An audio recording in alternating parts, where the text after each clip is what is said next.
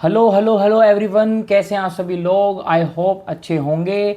आपका नीट का रिजल्ट आ ही चुका है और अब आपको लग रहा होगा कि अब आगे क्या करें। आपने अपने मार्क्स भी देख लिए होंगे। अगर आपको लग रहा है कि मेरा बहुत लो स्कोर है या फिर आपको लगता है कि मेरा सेफ स्कोर है, मुझे कहीं ना कहीं एडमिशन मिल जाएगा, तो वो इस चीज़ पे डिपेंड करेगा कि आपकी काउंसलिंग कितना स्मार्टली प्लान की गई है। आइए आज की वीडियो में समझते हैं सिर्फ और सिर्फ 5 सिंपल स्टेप्स में कि आपकी काउंसलिंग का पूरा रोड मैप कैसा होना चाहिए कि आपको अपनी रैंक के हिसाब से अच्छा बेस्ट कॉलेज मिल सके। आइए चलिए बिना डिले के शुरू करते हैं। आइए सबसे पहले बात करते हैं एक रियलिटी चेक के बारे में। रियलिटी चेक ऐसा कि कई बच्चों का स्कोर अगर लो रह जाता है तो उनको लगता है कि हमारा तो एडमिशन कहीं होगा ही नहीं। कुछ बच्चों को लगता है कि हमारा बहुत सेफ स्कोर है तो हमें एमबीबीएस की सीट तो मिल ही जाएगी, पर ऐसा नहीं होता। काउंसलिंग की स्ट्रेटेजी बताती है कि आपको कौन सा कॉलेज किस रैंक पर मिलेगा। 5 स्टेप्स में समझेंगे कि काउंसलिंग का प्रोसीजर या रोड मैप कैसे होता है। सबसे पहले नंबर पे हम देखते हैं कि रैंक की एनालिसिस करते हैं कि हमारी रैंक किस चीज़ में लाई कर रही है, हमें किस टाइप का कोर्स मिलेगा या क्या मिलेगा। फिर हम देखते हैं कि हमारी कैटेगरी क्या है, स्टेट काउंसलिंग में कैसे पार्टिसिपेट करते हैं या फिर ऑल इंडिया कोटा में कैसे पार्टिसिपेट करते हैं। फिर बात आती है बजट की कि हमारा बजट क्या है। फिर बात करते हैं कोर्स सिलेक्शन की, हमें कि किस कोर्स में जाना है, एमबीबीएस में जाना है, प्राइवेट एमबीबीएस में जाना है। वो चीज़ डिपेंड करती है हमारी रैंक एनालिसिस पे। ये जितने भी स्टेप्स हैं एक दूसरे से इंटरकनेक्टेड है। फिर फिफ्थ जो है पार्ट जो स्टेप आता है वो हमारा एक्शन प्लान का आता है कि हमारा जो एक्शन प्लान है कि हम कैसे चीज़ों को सिस्टमेटिक लगा के हम काउंसलिंग अपनी करवा रहे हैं। तो ये सब चीज़ें हैं जो हमें ध्यान रखनी चाहिए काउंसलिंग कराते हुए। आइए एक एक करके सिस्टमेटिक इन सब चीज़ों को समझते हैं। आइए अब बढ़ते हैं स्टेप 2 के लिए। स्टेप 2 क्या कहता है हमको कि अपनी रैंक को समझो। काउंसलिंग का जो बेस है वो हमारा रैंक ही है। सबसे पहला जो है नीट का स्कोर देखना है आप लोगों को कि हमारा 720 में से कितना स्कोर बन रहा है। सेकेंडली कि हमें ऑल इंडिया रैंक जो है हमारी वो कितनी है। उससे आपको पता लगेगा कि पूरे इंडिया में सभी स्टूडेंट्स में आपकी रैंक किस स्टेप पर लाई कर रही है, कहाँ पर लाई कर रही है। फिर तीसरी चीज़ है कैटेगरी रैंक। आपको ये देखना पड़ेगा कि आप किस कैटेगरी से बिलोंग करते हैं, ओबीसी से, जनरल से, एससी से, एसटी, ईडब्ल्यूएस से, किस से कर रहे हैं। उसी के अकॉर्डिंग आपको अपनी रैंक देखनी पड़ेगी। उसके बाद आता है स्टेट रैंक कि जिस भी स्टेट से आप बिलोंग करते हैं, मान लीजिए आप यूपी से बिलोंग करते हैं तो यूपी में आपकी रैंक क्या है। फिर क्योंकि यूपी में अगर हम बात करें तो यूपी एक ओपन स्टेट है, तो वहाँ पर आपको जो है ऑल इंडिया कोटा से जो बच्चे आ रहे हैं वो भी पार्टिसिपेट कर सकते हैं। काफ़ी स्टेट जो होते हैं उसमें क्या होता है कि 85% जो सीट्स होती है वो स्टेट कोटा के अंदर आती है और 15% जो सीट्स होती हैं वो ऑल इंडिया कोटा में आती है। तो ये सब चीज़ें काउंसलिंग में हमें बहुत ज़्यादा ध्यान देनी होती है। फिर हमें चीज़ें देखनी होती हैं कि एक्सपेक्टेड ऑप्शंस क्या क्या है हमारे पास। इसी बेसिस पर जो है आपको रियलिस्टिक कॉलेज ऑप्शंस डिसाइड करने पड़ते हैं।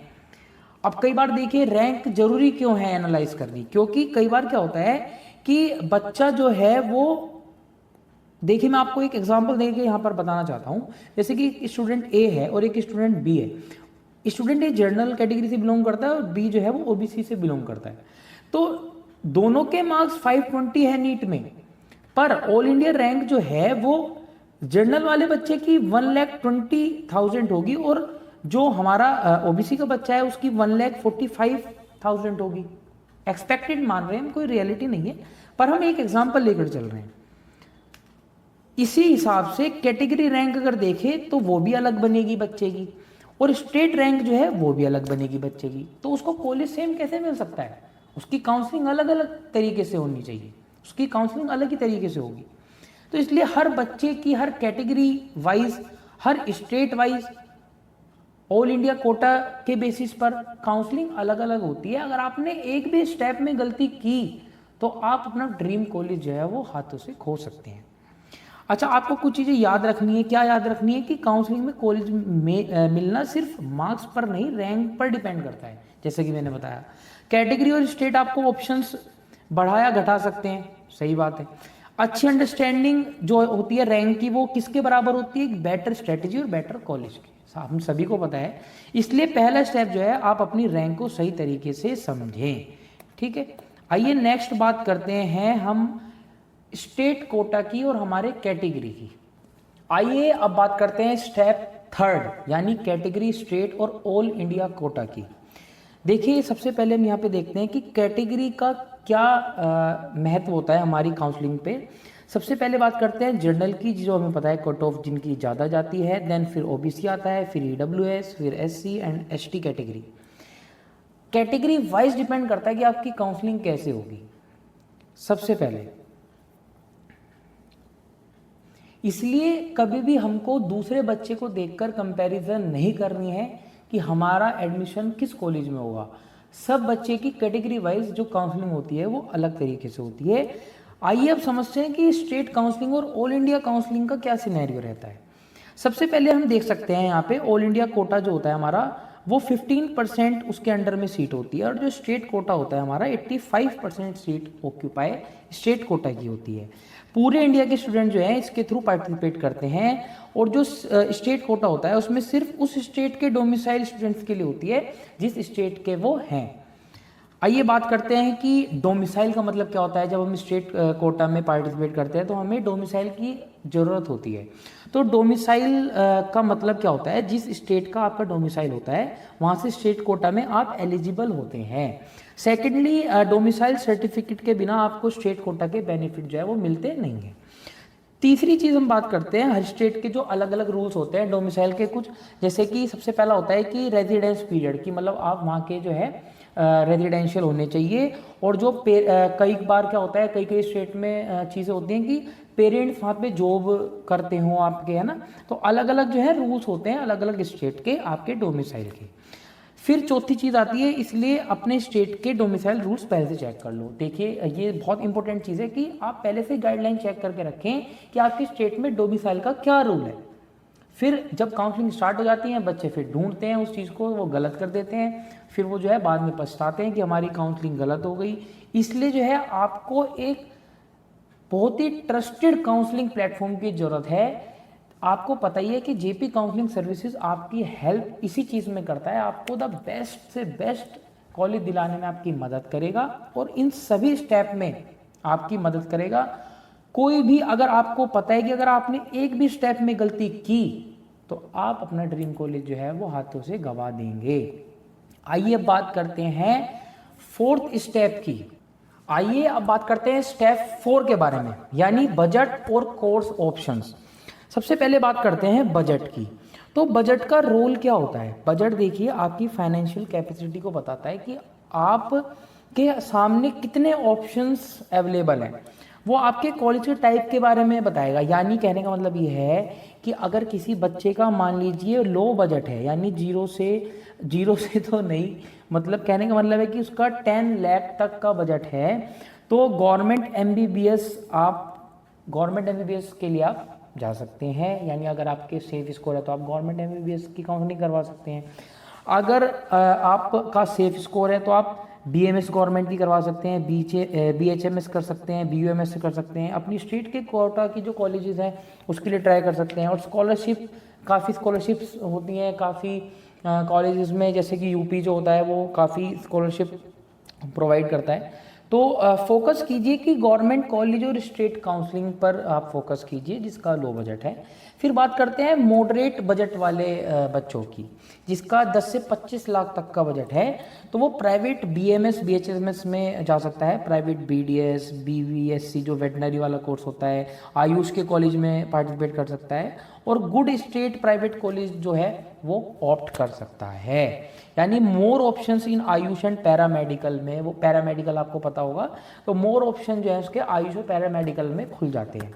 आइए अब बात करते हैं हाई बजट, यानी 25 से 50 लाख का अगर आपका बजट है तो आप प्राइवेट एमबीबीएस कॉलेज की तरफ जा सकते हैं, डीम्ड यूनिवर्सिटीज़ की तरफ जा सकते हैं, प्राइवेट बीडीएस जो टॉप कॉलेज जो होते हैं उसकी तरफ जा सकते हैं, एब्रोड एमबीबीएस की तरफ जा सकते हैं, और बेटर इंफ्रास्ट्रक्चर और एक्सपोजर आपको मिल सकता है। अब मोर चॉइसेस बेटर फैसिलिटी आपको पता ही है। वेरी हाई बजट अगर आपका है, यानी 50 लाख प्लस अगर आप बजट लेकर चल रहे हैं अपना, तो top private BMS MBBS college आपको मिल सकता है। टॉप की डीम्ड यूनिवर्सिटी आपको मिल सकती है, मैनेजमेंट कोटा या ऑप्शंस जो है आपके लिए खुल जाएंगे, एब्रॉड एमबीबीएस जो प्रीमियम यूनिवर्सिटीज़ होती हैं उसके ऑप्शंस भी आपके पास खुले रहेंगे। आइए बात करते हैं बजट वर्सेस ऑप्शंस की। बजट लिमिटेड है तो आपको पता है कि ड्रीम कॉलेज के चक्कर में जो है फाइनेंशियल प्रेशर में नहीं पड़ना है, लोन वोन के चक्कर में नहीं पड़ना। जब तक आपको पता है कि मेरा जो है बैकग्राउंड बजट में कैसा है, आपको उसी हिसाब से रखना है। गवर्नमेंट स्टेट कोटा पर फोकस करना है। सबसे इंपॉर्टेंट बात मैं आपको बता रहा हूँ कि जो गवर्नमेंट है, गवर्नमेंट स्टेट कोटा है, उस पर जो आपको फोकस करना है। ठीक है, अगर आपका बजट फ्लेक्सिबल है तो मोर ऑप्शंस आप एक्सप्लोर कर सकते हो। जैसा कि मैंने बताया कि हाई बजट है तो क्या कर सकते हो, और वेरी हाई बजट है तो क्या कर सकते हो। आइए बढ़ते हैं आगे स्टेप 5 की ओर। आइए अब समझते हैं स्टेप 5, जो कि सबसे इम्पोर्टेंट स्टेप है कि हमारा एक्शन प्लान किस तरीके से होना चाहिए। एनालाइज करना आना चाहिए सबसे पहले रैंक को, कि आपकी रैंक क्या है। फिर आपको डॉक्यूमेंट्स रेडी रखने चाहिए अपने पहले से ही, कि आपके डॉक्यूमेंट्स काउंसलिंग में कौन कौन से लगेंगे। इन सब जो स्टेप्स हैं इनकी हम प्रॉपर डिटेल में वीडियो लाएंगे इस चैनल पर, या फिर जेपी काउंसलिंग सर्विसेज का जो हमारा चैनल है उस पर हम डिटेल में सारे स्टेप्स को समझेंगे। तीसरा स्टेप जो हमारा है कैटेगरी और डोमिसाइल का चेक, कि हमें सबसे पहले अपनी कैटेगरी का एनालाइज करना है कि हमारी कैटेगरी रैंक क्या है, हमारी कैटेगरी के इस रैंक पर हमें कौन कौन से कॉलेज अवेलेबल है, किस स्टेट में अवेलेबल है, हमारे पास कौन से स्टेट का डोमिसाइल है, उसकी क्या रूल्स हैं, क्या रेगुलेशंस हैं। फिर फोर्थ हमने डिस्कस किया कि बजट डिस्कस करो अपनी फैमिली के साथ। आप बजट डिस्कस कीजिए कि हमारा बजट क्या है, हम कहाँ पे एडमिशन लेना चाहते हैं। फिफ्थ स्टेप हमारा है कि स्टेट और ऑल इंडिया कोटा को ट्रैक करो, कि हमारा जो स्टेट काउंसलिंग है वो किस तरीके से हो रही है। प्रीवियस ईयर के जो हमारी हिस्ट्री है वो निकालो यूट्यूब से या कहीं से भी आपको जो जहाँ से नॉलेज हो। फिर हमारा 6 है कि रजिस्ट्रेशन टाइम पर करो। सबसे पहले क्या होता है, बच्चा रजिस्ट्रेशन ही भूल जाता है, रजिस्ट्रेशन की डेट ही नहीं उसको याद रहती, तो इसलिए रजिस्ट्रेशन की डेट को बहुत याद रखना जरूरी है। और इसमें आप जो है हमारे चैनल की हेल्प ले सकते हैं, और रजिस्ट्रेशन के लिए आप जो ऑफिशियल वेबसाइट होती है उन पर आपको अप टू डेट रहना पड़ता है। 7 स्टेप होता है कि चॉइस फिलिंग का। सबसे पहले जो जब आप काउंसलिंग करोगे तो उसमें चॉइस फिलिंग आती है, वो आपको बहुत स्मार्टली करनी होती है। अब हम समझेंगे कि ये जो गलतियाँ होती है वो हमें क्या गलतियां अवॉइड करनी है जिससे हमारी काउंसलिंग पर इफेक्ट ना हो। सबसे पहले देखते हैं सिर्फ मार्क्स देखकर डिसीजन लेना। बच्चे मार्क्स लेकर डिसीजन ले लेते हैं, दुखी रहते हैं, वो हमें नहीं करना है। दूसरे से कंपेयर कभी नहीं करना है, लास्ट डेट का वेट नहीं करना है। लास्ट डेट तक बच्चे वेट करते हैं, वो नहीं करना है, हाथों से चीज़ें निकल जाती हैं जब तक। फेक यूट्यूब या गलत इन्फो पर भरोसा नहीं करना है। सिर्फ ऑल इंडिया कोटा भरना या फिर स्टेट काउंसलिंग इग्नोर करना बहुत बड़ी बेवकूफ़ी हो सकती है। और डॉक्यूमेंट लास्ट मोमेंट पर बनाना या फिर भरना, हमें डॉक्यूमेंट पहले से ही रेडी रखने हैं, ठीक है, क्योंकि ये स्मार्ट प्लानिंग जैसे कि मैंने लिखा हुआ है, स्मार्ट प्लानिंग जो होती है वो एक बेटर ऑप्शन के बराबर होती है, और बेटर ऑप्शन बेस्ट कॉलेज के बराबर ऑटोमेटिक हो जाता है। तो कुछ इस प्रकार हमने इस वीडियो में समझा कि आपका रोड मैप किस तरीके से होने वाला है। रैंक का सबसे पहले एनालाइज करेंगे, फिर कैटेगरी डोमिसाइल तैयार रखेंगे, फिर हम बजट डिसाइड करेंगे, देन कोर्स शॉर्टलिस्ट करेंगे कि हमें कोर्स कौन सा चाहिए, देन फिर रजिस्ट्रेशन करेंगे हम काउंसलिंग का कैसे होगा, देन फिर क्या करेंगे, चॉइस फिलिंग कैसे करेंगे वो समझेंगे, और then seat allotment, and then admission कैसे होगा वो आपके हाथों में होगा कि कैसे आप अपनी काउंसलिंग कर रहे हैं। और इन सब के लिए अगर आपको हमारी हेल्प चाहिए तो जेपी काउंसलिंग सर्विसेज आपकी इस चीज़ में हेल्प करेगा, ऑफ कोर्स करेगा। आपको कॉन्टैक्ट नंबर नीचे स्क्रीन पर आ रहे होंगे, आप उन कॉन्टैक्ट्स पर हमें 24 अवेलेबल रहते हैं, हम आप हमारी हेल्प ले सकते हैं। देन आपको सारे स्टेप 5 जितने भी हमने स्टेप आपको समझाए आपको समझ आ गए होंगे होपफुली। अगर आपको ये वीडियो इन्फॉर्मेटिव लगी हो और आने वाले समय में अगर ऐसी ही इन्फॉर्मेटिव वीडियोस चाहिए तो इस चैनल को आप लाइक शेयर कमेंट कर सकते हैं और हमें बता सकते हैं कि अगली वीडियो किस टॉपिक पर आपको चाहिए। Thank you so much. जय हिंद।